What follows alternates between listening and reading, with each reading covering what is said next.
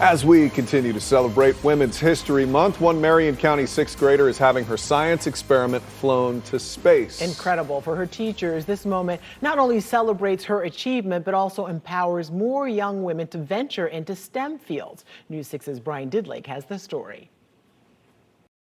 So in the first one, we put the nutrient broth or the grow agent. Surrounded by her teachers, Howard Middle Schooler Collins Sheldon is breaking down the compartments that will take her science experiment into space. In Control Houston, as we take a view inside the space station flight control room. This is all part of the Student Spaceflight Experiment Program. It's a national educational program that would immerse students deeper into STEM fields by having them conduct their own research.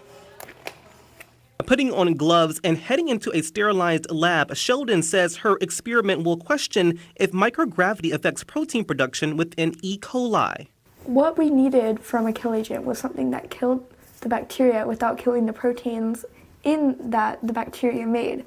And so lysozyme was a thing that killed E. coli but didn't kill the proteins. If this experiment is successful, it could be groundbreaking for a number of things like manufacturing proteins that can combat diseases like COVID, diabetes, or even the flu.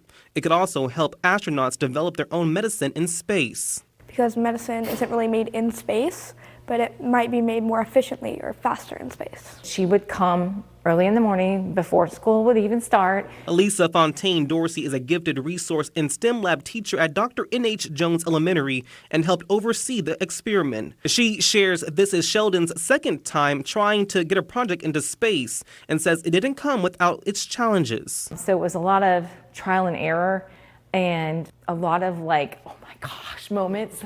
And then when we finally hit on something, it was like, whoa. Dorsey says help came from everywhere. So I provided the lab. Dee Reedy, a biotechnology teacher at North Marion High School, hopes others will learn from Collins' story. A lot of times students think, oh, I can't do science, it's too hard. No, it's not.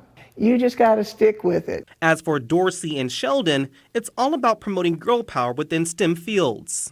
There's so many things that we could do with just more people and more diversity and just a different thought process because women in science is really good. And now Collins' experiment is set to launch off on a SpaceX rocket later in June. But before, Collins will have to load a mini lab 6 weeks before that launch date. One for here on Earth and the other in space. Both will run a parallel test to monitor those results. We're in Marion County. Brian Didlake getting results. News 6.